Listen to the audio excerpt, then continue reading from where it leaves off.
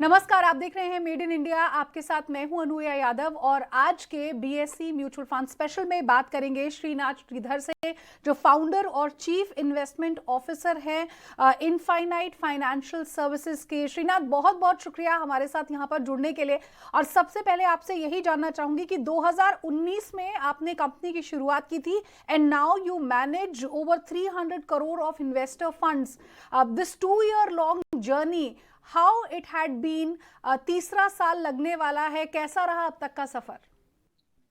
Thank you Anuya, good afternoon to everyone. मेरा ये सफ़र बहुत अच्छा रहा है अभी तक। एंड मेरा main motivation behind starting infinite financial services ये रहा है कि इन्वेस्टर्स के जो फंड्स है उसको एक स्ट्रक्चर्ड वे में आगे बढ़ाना है। तो स्टार्टिंग में शुरुआत ऐसे हुई थी कि मेरे फैमिली और फ्रेंड्स के ही पोर्टफोलियो में संभालता था और वर्ड ऑफ माउथ से ये आज काफी अच्छे से ग्रो हुआ है लास्ट 3 years में, 2.5 3 years में। आज मैं 70 से ज्यादा क्लाइंट मैनेज करता हूँ and manage over 300 crores of AUM। इसके पीछे ये है कि म्यूचुअल फंड्स भी जब जब मैं बेचता हूँ, it is a very structured and research driven approach follow करता हूँ। सो हर एक स्कीम के category it's all very well classified and बहुत सिंपल वे में इन्वेस्टर्स को मैं पेश करता हूँ।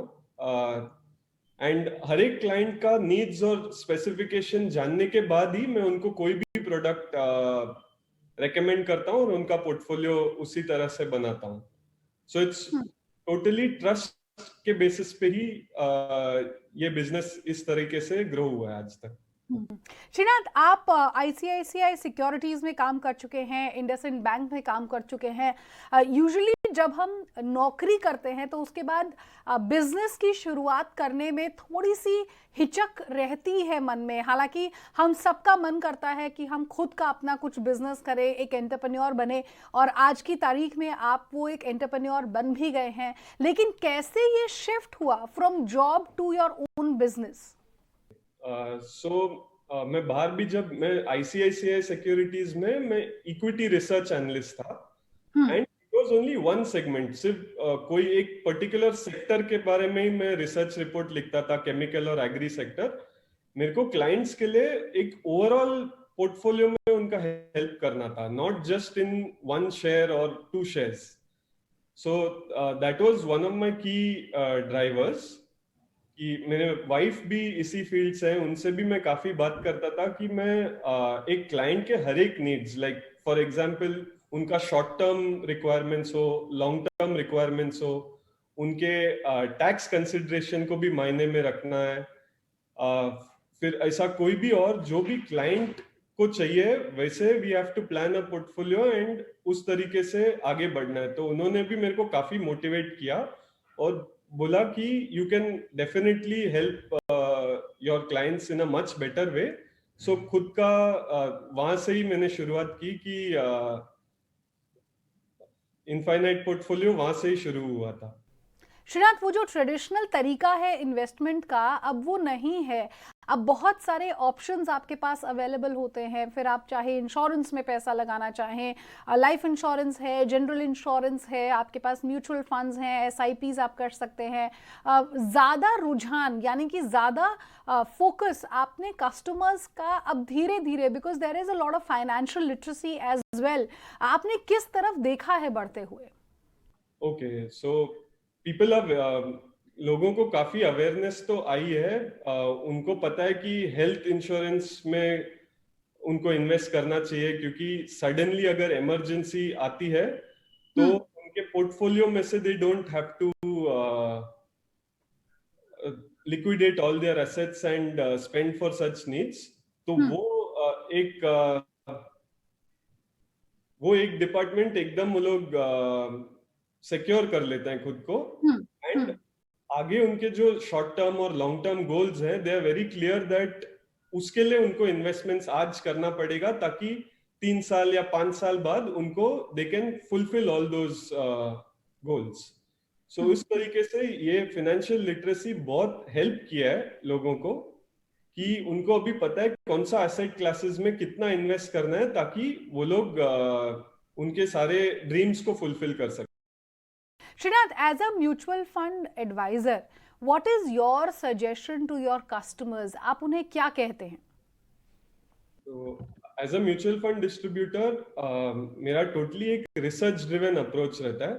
तो हर एक से मार्केट कैप में भी मैं लार्ज कैप ओरिएंटेड फंड्स को एक I keep them secure like 50-60% I would want my investors funds to be allocated to a large cap oriented schemes, and the Okay. remaining say 40% would be to slightly riskier asset classes but at the same time diversified, जैसा आपका mid cap हो गया, small cap हो गया, या कोई current theme is looking attractive तो उसमें अलोकेट करता हूं। तो एक ओवरऑल अपना इंडस्ट्री में आपको पता है कि there are more than 700-800 mutual fund schemes available.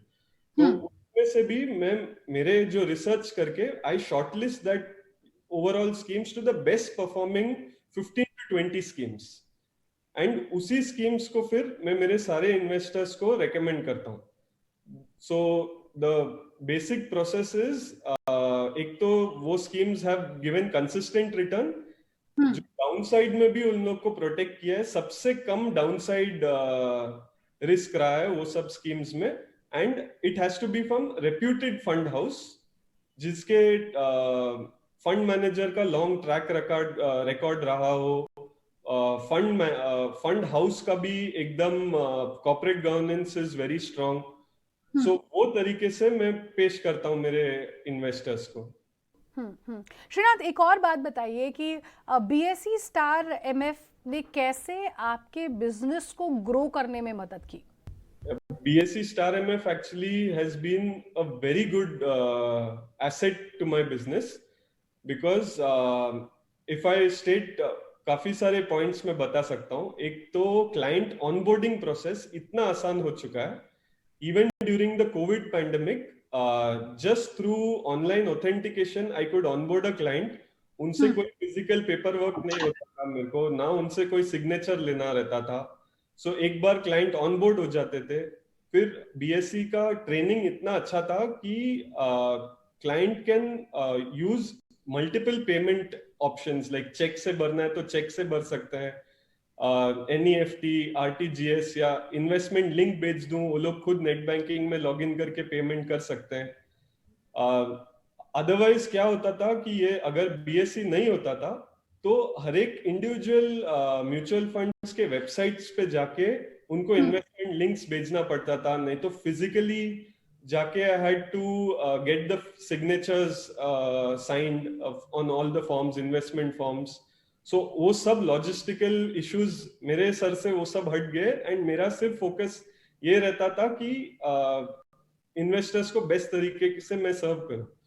And similarly जब कोविड क्राइसिस हुआ था, मार्केट काफी डाउन हो गया था, एंड ऑलवेज वो फियर रहता था कि अब और टूटेगा, तो SWP या STP, SIP, any setup was so easy that सब कुछ ऑनलाइन लिंक्स के थ्रू होता था।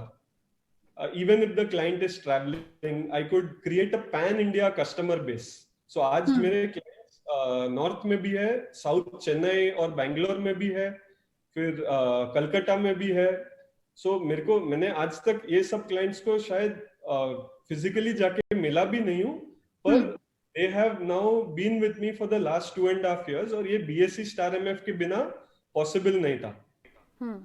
एक और मुझे बात बताइए Srinath, how easy was it to actually migrate to a BSE Star MF?